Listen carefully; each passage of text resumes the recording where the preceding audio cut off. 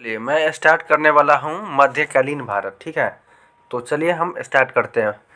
27 में है भारत पर अरबों का आक्रमण। ठीक है, मोहम्मद बिन कासिम के नेतृत्व में अरबों ने भारत पर पहला सफल आक्रमण किया। अरबों ने सिंध पर 712 ईस्वी में विजय पाई थी।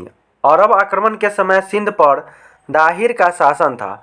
भारत पर अरबवासियों के आक्रमण का मुख्य उद्देश्य धन दौलत लूटना तथा इस्लाम धर्म का प्रचार प्रसार करना था। इसके बाद देखिए 28 नंबर में हम चलते हैं मोहम्मद गजनी के बारे में। ठीक है, 932 ईस्वी में अल्पतागीन नामक एक तुर्क सरदार गजनी साम्राज्य की स्थापना की, जिसकी राजधानी गजनी थी।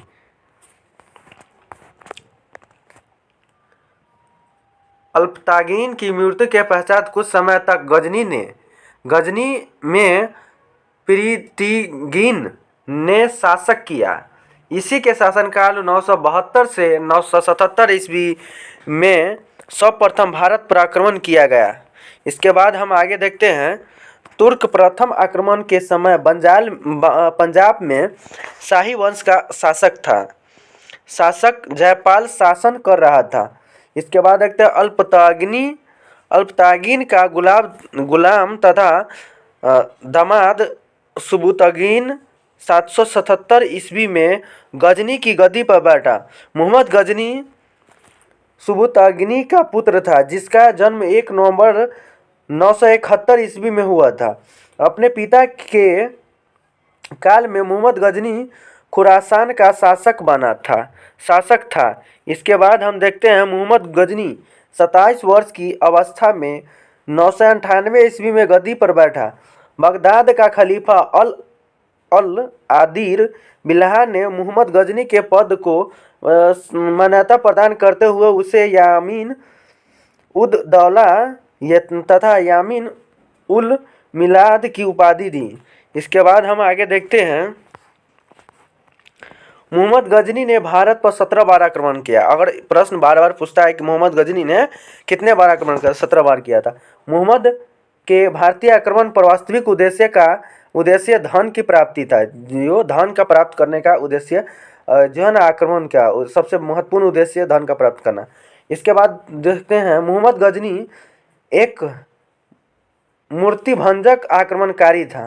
मोहम्मद गजनी ने भारत पर प्रथम आक्रमण 1000 ईस्वी में किया तथा पेशावर के कुछ भागों पर आक्रमण करके वह अपने देश लौट गया। मोहम्मद गजनी ने 101 ईस्वी में शाही राजा जयपाल के विरुद्ध आक्रमण किया था। इसमें जयपाल की पराजय हुई थी। मोहम्मद गजनी का 1008 ईस्वी में नागरकोट की विरुद्ध हमले की। इसके बाद हम आगे देखते हैं।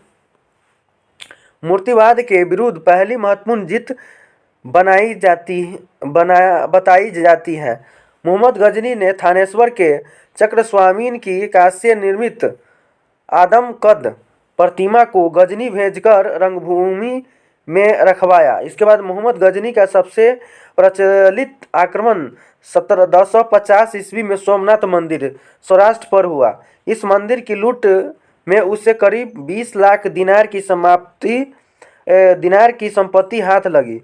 सोमनाथ की रक्षा में सहायता करने के कारण अनिहलवारा के शासक पर मोहम्मद गजनी ने आक्रमण किया।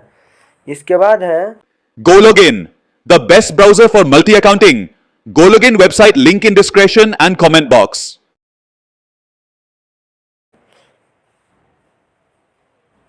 सोमनाथ मंदिर लूट कर ले जाने के क्रम में मोहम्मद पर जाटों ने आक्रमण किया था और कुछ संपत्ति लूट ली थी। इसके बाद आगे हम देखते हैं।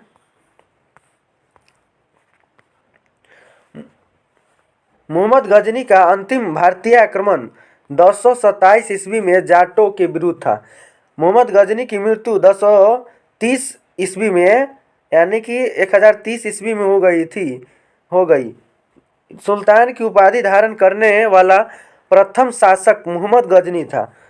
मोहम्मद के सेना में सेवंदराय एवं तिलक जैसे हिंदू उच्च पदों पर आसीन थे। अलबरूनी, फिरदौसी, उत्वी तथा फरुखी मोहम्मद गजनी के दरबार में रहते थे। इसके बाद हम देखते हैं 29 नंबर मोहम्मद गौरी। ठीक है, मोहम्मद गौरी देखते हैं। गौर मोहम्मद गजनी के अधीन एक छोटा सा राज था। 1173 ईस्वी में शहाबुद्दीन मोहम्मद गौरी गौर का शासक बना, जिसने भारत पर पहला आक्रमण 1175 ईस्वी में मुल्तान के विरुद्ध किया था। मोहम्मद गौरी का दूसरा आक्रमण 1178 ईस्वी में पाटन गुजरात पर हुआ। यहाँ का शासक भीम द्वितीय ने गौरी को बुरी तरह परास्त किया। इसके बाद हम देखते हैं मोहम्मद गौरी द्वारा लड़ा गया प्रमुख युद्ध, यानी मोहम्मद गौरी द्वारा जो लड़ा गया ना उसका प्रमुख है। तराइन का प्रथम युद्ध 1191 में गौरी एवं पृथ्वीराज चौहान गौरी और पृथ्वीराज चौहान के बीच हुआ, जिसमें पृथ्वीराज चौहान विजयी हुआ। तराइन का द्वितीय जो 1192 में हुआ, गौरी एवं पृथ्वीराज चौहान गौरी जो है ना विजयी हुई, पृथ्वीराज गौरी विजयी हुई। इसके बाद चंदावर का युद्ध 1194 में गौरी एवं जयचंद्र के बीच हुआ। चंदावर को जयचंद्र के बीच हुआ, गौरी और जयचंद्र के बीच हुआ, जिसमें गौरी विजय पाई। नोट: तराइन के प्रथम युद्ध में पृथ्वीराज चौहान का सेनापति अस्कंद था। मोहम्मद गौरी भारत के विजित प्रदेशों पर शासन का भार अपने गुलाम सेनापतियों को सौंपते हुए गजनी लौट गया। मोहम्मद गौरी की हत्या जो न 15 मार्च 1206 ईस्वी में को कर दी गई। इसके बाद हम पढ़ते हैं आगे। ठीक है, तो वीडियो को यहीं पे हम समाप्त करते हैं। अगला वीडियो अगला में हम पढ़ेंगे। तब तक के लिए जय हिंद, जय भारत।